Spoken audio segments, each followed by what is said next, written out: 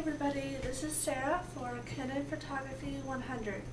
Today I'm going to give you some quick tips on your camera, photos, and how to store your photos on a computer. I'm going to start off with my camera. This is my Canon EOS Rebel T3. This is primarily my hobby camera. I do have my Canon EOS 60D with a grip in the mail coming. So once I get that, I will do an unboxing and show you my new camera.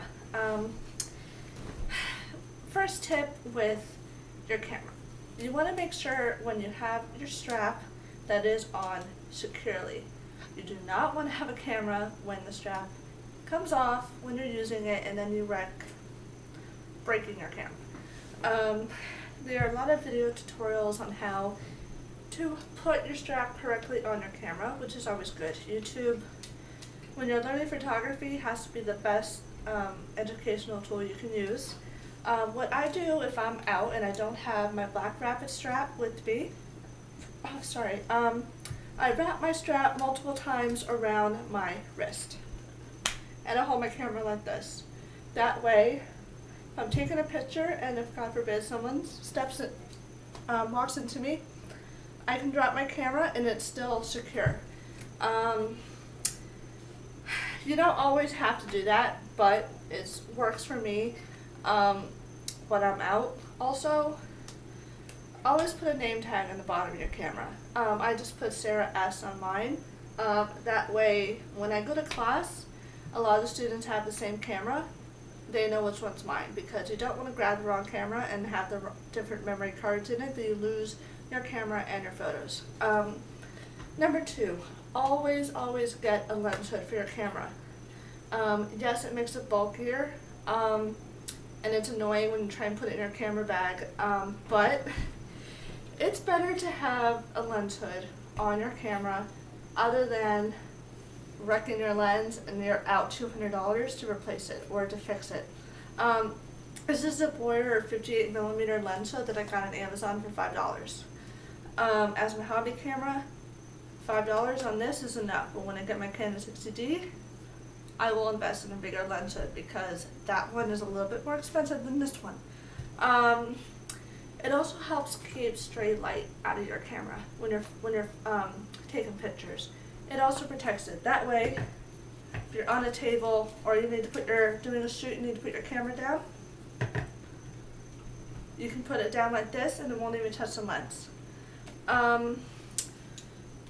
Always have a good, no matter what it is, a good camera bag with you. You want to protect your investment. It's not always safe just to put one camera over a shoulder like this, another one like this, because you can drop it.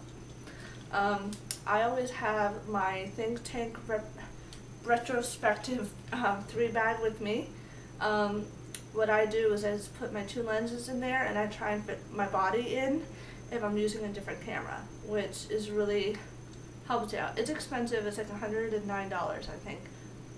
But when you're a photographer, you will invest in things that will keep your gear safe, because that's cheaper than spending another $1,000 or somewhat dollars to replace a camera or lens. Another tip, just don't go out and buy a whole lot of gear when you don't know what it is and if you don't have the money. It's not worth going out and, I would say, go out and abuse your credit. Only buy what you can afford. You don't have to buy crazy lighting, a portrait studio, cameras, lenses, flashes, all that stuff. Only buy what you can afford is the best advice that I was told. Now what I use to store my pictures on my computer. I use Adobe Photoshop Elements 10 and 9. That's what I started off with. I'm starting to use Lightroom, which I used primarily just to store my photos. I use Corel Paint Shop Pro because I had a client recently who wanted a picture that I took of her daughter to be like a painting. And I took the picture, put it on Corel Paint Shop Pro, and it actually came out like a painting, which someone thought that they got a professional to come and paint the picture. Also, these programs can be expensive, but you can't just buy a computer and just store your photos on them. You have to be able to have your photos on a reliable program to edit the photos and decide which ones you want. That's the best advice. The other thing is, last thing is, buy a computer backup. I have a click-free, 100 gigabytes computer backup that I bought for like under $100. That is the best thing besides my camera and my gear that I have bought, because it will back up your computer, programs, documents, photos. If God forbid your computer fails or breaks, your pictures are backed up. Please take these tips into consideration. They will save you a bunch of money. And when you're on location, I always keep my camera, my portable camera, point and shoot, case with me, and I keep my memory cards in there, because if I'm doing a photo shoot or a wedding or something and I lose my memory cards, all the work I did is for nothing, and I might as well just leave. So I hope that these tips have helped you. They will save you a tons of money. And remember, only get what you can afford. Don't go broke. Don't ruin your credit. You can even be a fantastic photographer if you have a really good point and shoot. That's what I'm using. I'm using my Samsung 18 optical zoom and 14 megapixel point and shoot to film this.